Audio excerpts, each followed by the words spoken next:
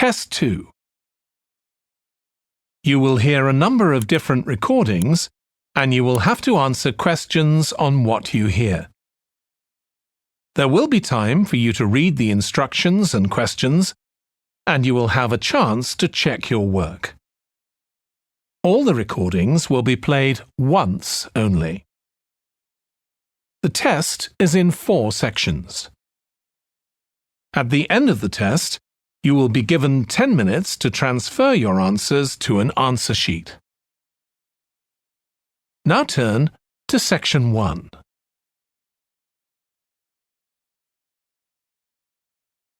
Section 1. You will hear a woman phoning the secretary of a cycling club to find out about becoming a member. First, you have some time to look at questions 1 to 6.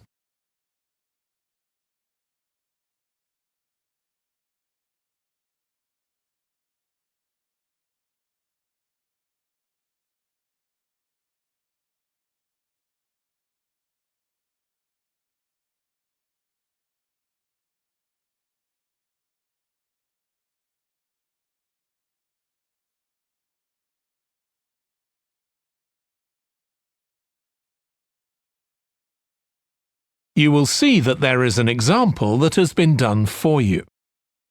On this occasion only, the conversation relating to this will be played first. Hello, South City Cycling Club. Oh, hi. I want to find out about joining the club. Right, I can help you there. I'm the club secretary and my name's Jim Hunter. Oh, hi, Jim. The club secretary's name is Jim Hunter, so Hunter has been written in the space. Now we shall begin. You should answer the questions as you listen because you will not hear the recording a second time. Listen carefully and answer questions 1 to 6.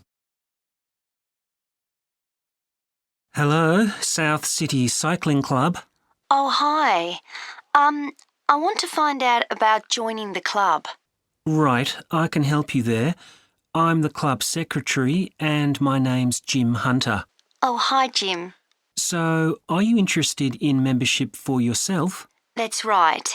Okay, well, there are basically 2 types of adult membership.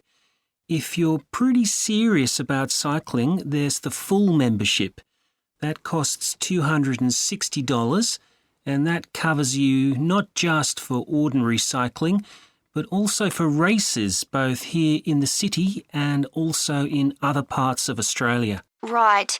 Well, I'm not really up to that standard. I was more interested in just joining a group to do some cycling in my free time. Sure, that's why most people join. So in that case, you'd be better with the recreational membership. That's $108 if you're over 19 and $95 if you're under. I'm 25. Okay. It's paid quarterly and you can upgrade it later to the full membership if you want to, of course. Now, both types of membership include the club fee of $20. They also provide insurance in case you have an accident, though we hope you won't need that, of course. No. Okay, well, I'll go with the recreational membership, I think, and that allows me to join in the club activities and so on. That's right. And once you're a member of the club, you're also permitted to wear our kit when you're out cycling. It's green and white. Yes, I've seen cyclists wearing it. So can I buy that at the club? No, it's made to order by a company in Brisbane. You can find them online. They're called Jerriz. That's Jerriz. You can use your membership number to put in an order on their website. Okay. Now, can you tell me a bit about the rides I can do? Sure. So we have training rides pretty well every morning, and they're a really good way of improving your cycling skills as well as your general level of fitness. But they're different levels. Level A is pretty fast. you're looking at about 30 or 35 kilometres an hour. If you can do about 25 kilometres an hour, you'd probably be level B. And then level C are the novices who stay at about 15 kilometres per hour. Right. Well, I reckon I'd be level B. So when are the sessions for that level? There are a couple each week. They're both early morning sessions. There's one on Tuesdays, and for that one you meet at 5:30 a.m, and the meeting point's the stadium. Do you know where that is? Yes, it's quite near my home, in fact. OK, and how about the other one? That's on Thursdays. It starts at the same time, but they meet at the main gate to the park. Is that the one just past the shopping mall? That's it. Before you hear the rest of the conversation, you have some time to look at questions 7 to 10.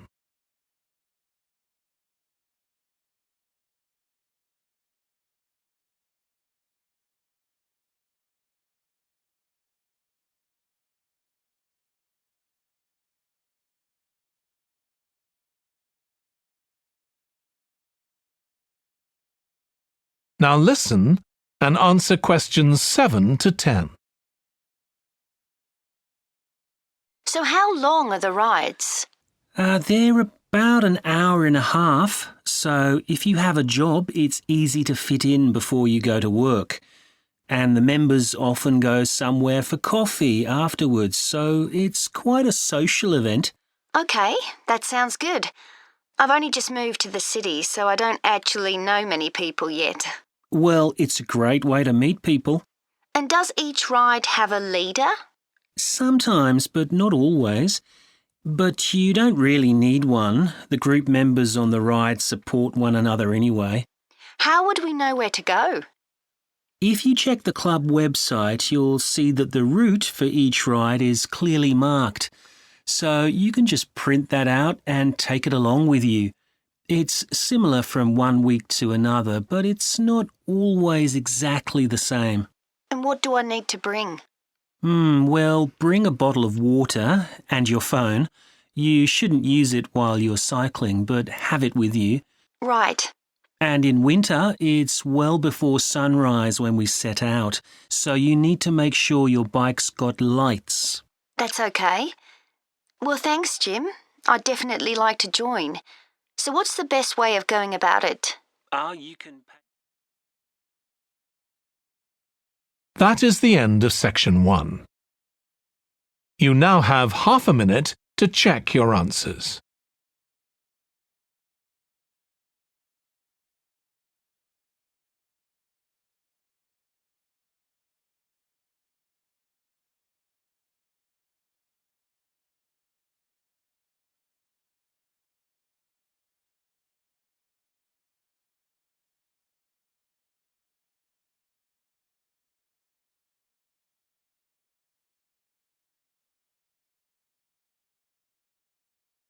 Now turn to section 2.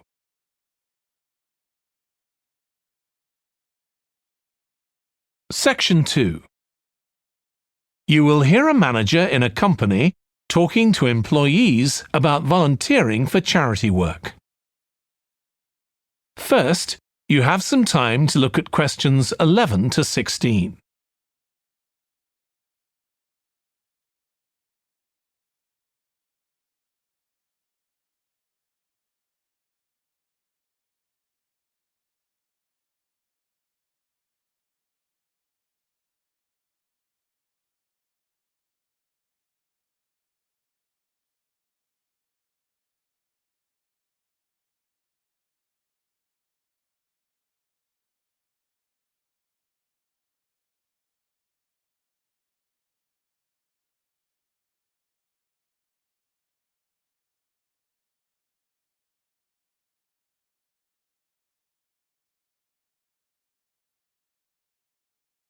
Now listen carefully and answer questions 11 to 16.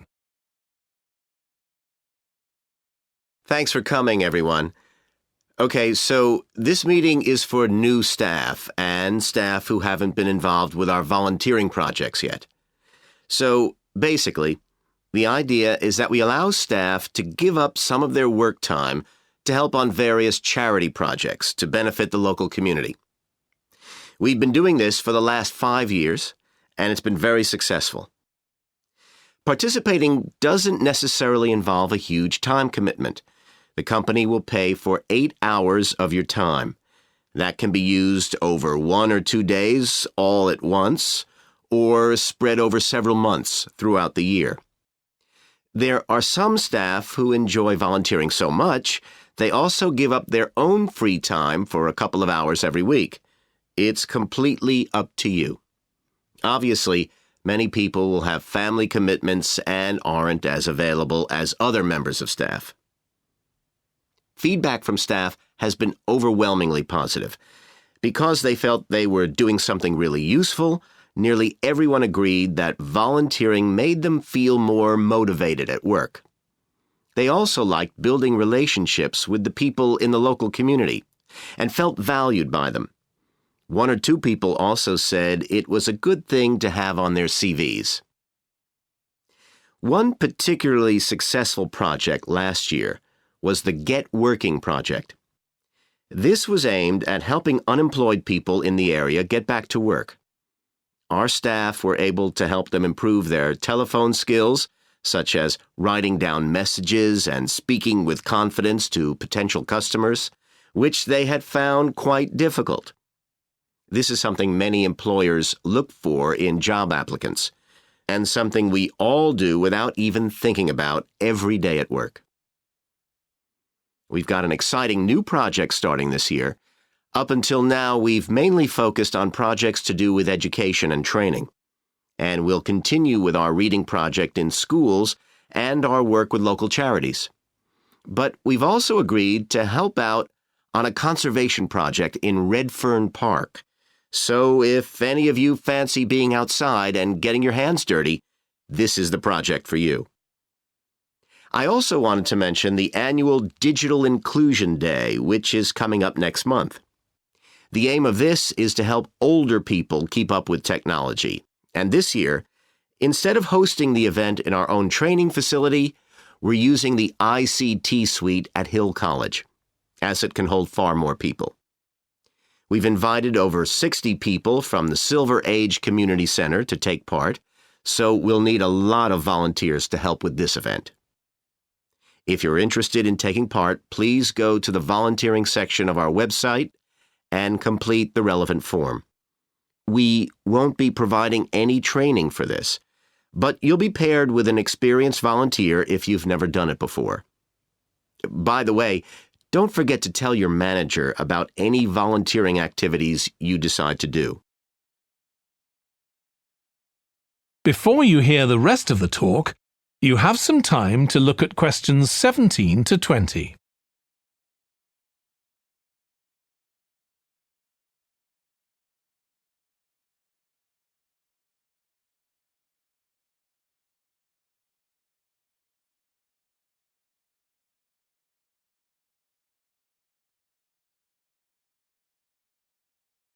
Now listen and answer questions 17 to 20. The participants on the Digital Inclusion Day really benefited. The majority were in their 70s, though some were younger, and a few were even in their 90s. Quite a few owned both a computer and a mobile phone, but these tended to be outdated models.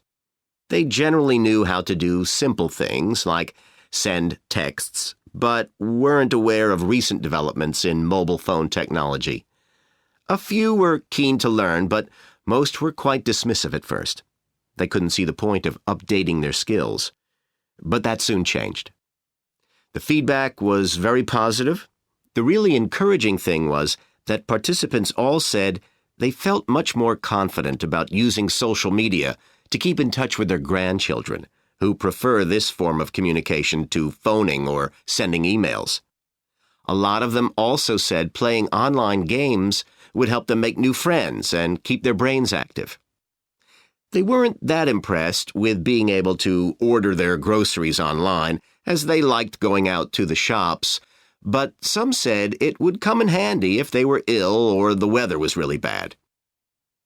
One thing they asked about was using tablets for things like reading newspapers. Some people had been given tablets as presents, but had never used them. So that's something we'll make sure we include this time. That is the end of section 2. You now have half a minute to check your answers.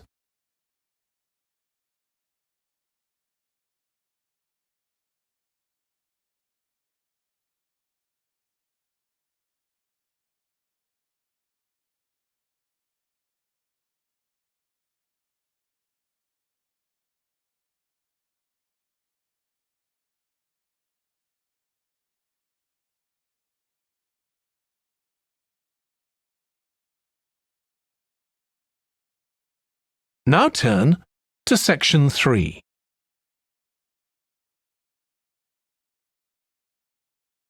Section 3. You will hear a student called Russ consulting his tutor about a presentation he is preparing on nanotechnology, the study of materials on an extremely small scale. First, you have some time to look at questions 21 to 25.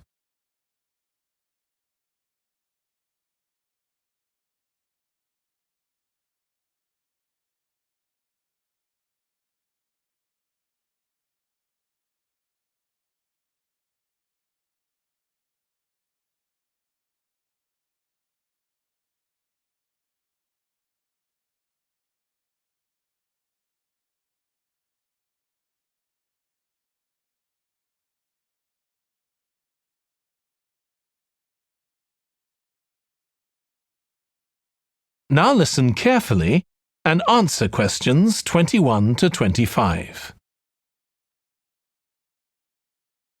Come in, Russ. Thank you. Now, you wanted to consult me about your class presentation on nanotechnology. You were due to give it next week, aren't you? That's right, and I'm really struggling.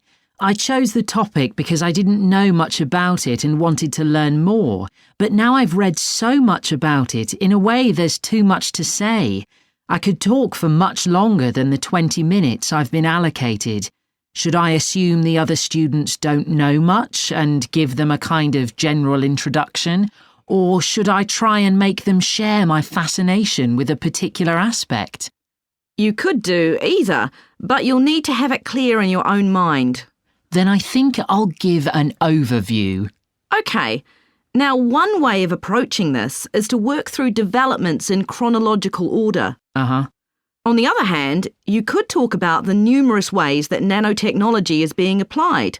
You mean things like thin films on camera displays to make them water repellent and additives to make motorcycle helmets stronger and lighter? Exactly.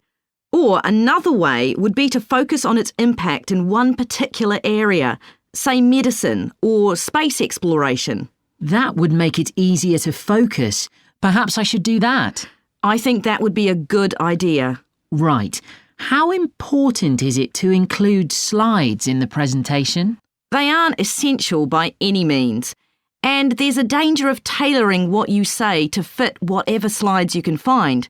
While it can be good to include slides, you could end up spending too long looking for suitable ones. You might find it better to leave them out. I see. Another thing I was wondering about was how to start. I know presentations often begin with, first I'm going to talk about this, and then I'll talk about that. But I thought about asking the audience what they know about nanotechnology.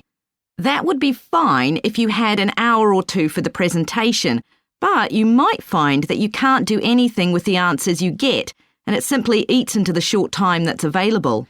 So maybe I should mention a particular way that nanotechnology is used to focus people's attention. That sounds sensible. What do you think I should do next? I really have to plan the presentation today and tomorrow. Well, initially, I think you should ignore all the notes you've made, take a small piece of paper and write a single short sentence that ties together the whole presentation. It can be something as simple as, nanotechnology is already improving our lives. Then start planning the content around that. You can always modify that sentence later if you need to. OK. Before you hear the rest of the discussion, you have some time to look at questions 26 to 30.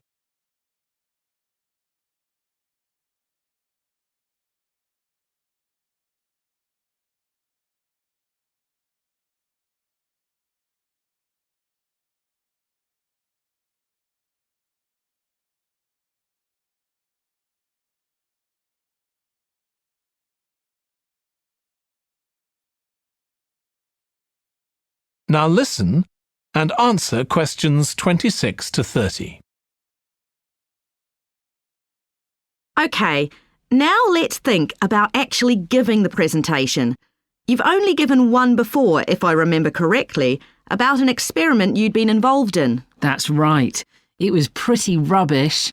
Let's say it was better in some respects than in others.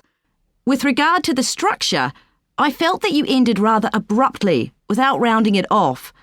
Be careful not to do that in next week's presentation. OK. And you made very little eye contact with the audience because you were looking down at your notes most of the time. You need to be looking at the audience and only occasionally glancing at your notes. Your body language was a little odd. Every time you showed a slide, you turned your back on the audience so you could look at it. You should have been looking at your laptop. And you kept scratching your head, so I found myself wondering when you were next going to do that, instead of listening to what you were saying. Oh dear. What did you think of the language? I knew that not everyone was familiar with the subject, so I tried to make it as simple as I could.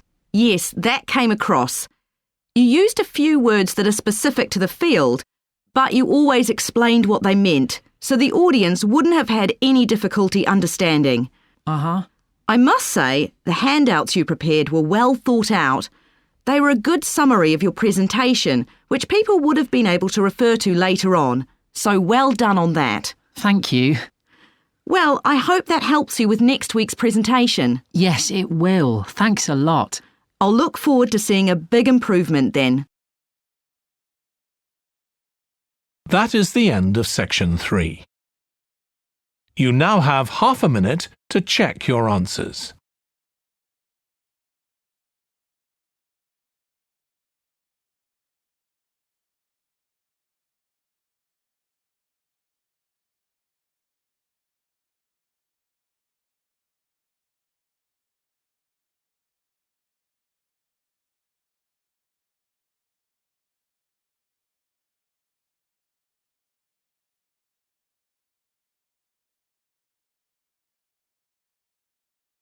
Now turn to section 4.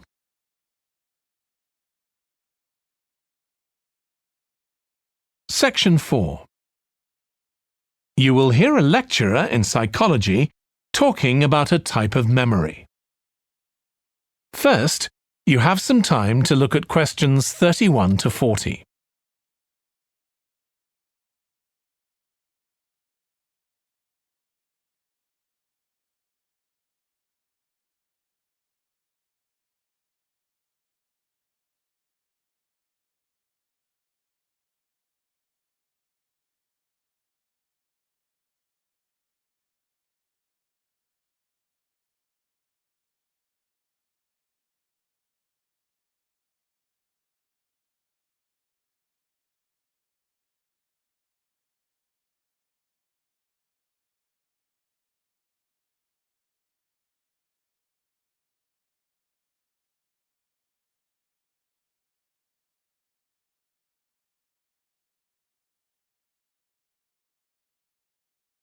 Now listen carefully and answer questions 31 to 40. Today, we'll be continuing the series of lectures on memory by focusing on what is called episodic memory and what can happen if this is not working properly. Episodic memory refers to the memory of an event or episode. Episodic memories allow us to mentally travel back in time to an event from the past.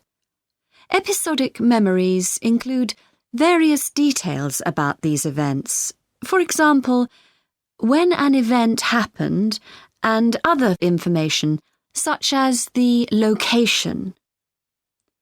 To help understand this concept, try to remember the last time you ate dinner at a restaurant.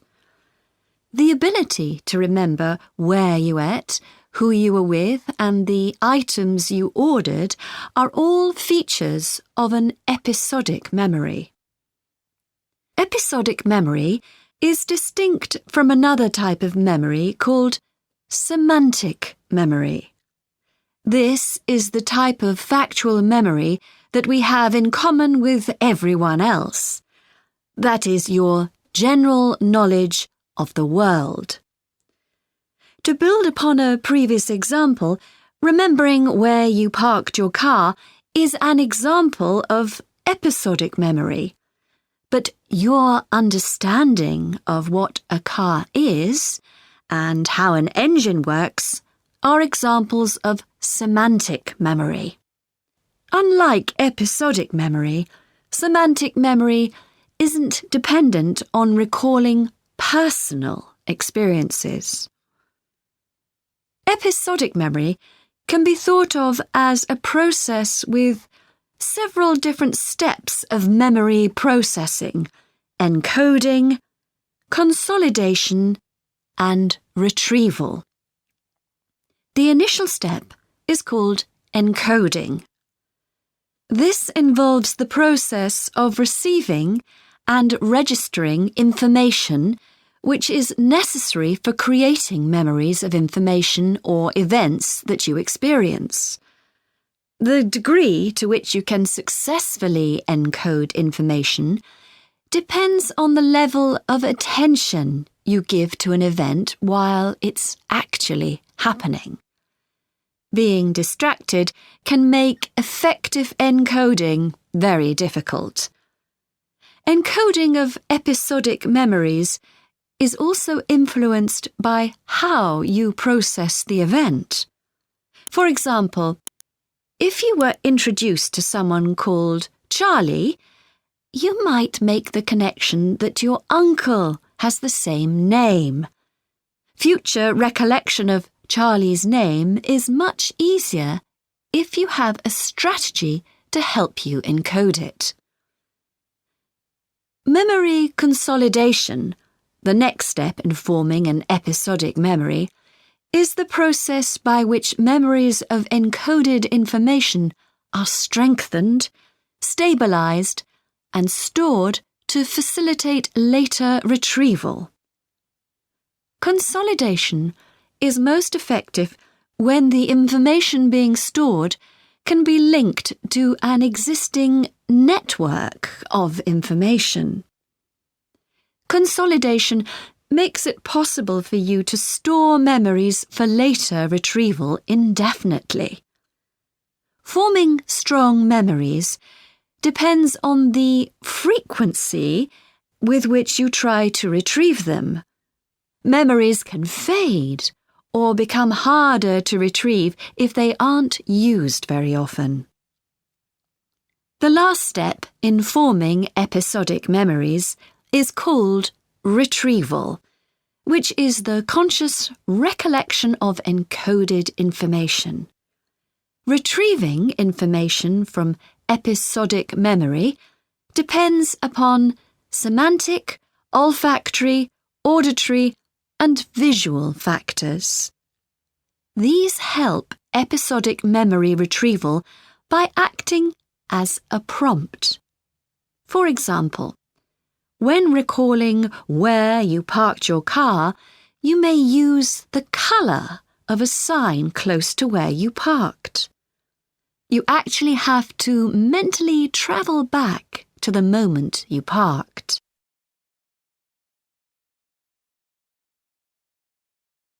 There are a wide range of neurological diseases and conditions that can affect episodic memory. These range from Alzheimer's to schizophrenia to autism. An impairment of episodic memory can have a profound effect on individuals' lives. For example, the symptoms of schizophrenia can be reasonably well controlled by medication. However, patients' episodic memory may still be impaired, and so they are often unable to return to university or work. Recent studies have shown that computer-assisted games designed to keep the brain active can help improve their episodic memory. Episodic memories can help people connect with others, for instance by sharing intimate details about their past, something individuals with autism often have problems with. This may be caused by an absence of a sense of self. This is essential for the storage of episodic memory and has been found to be impaired in children with autism. Research has shown that treatments that improve memory may also have a positive impact on children's social development. One study looked at That is the end of section 4. You now have half a minute to check your answers.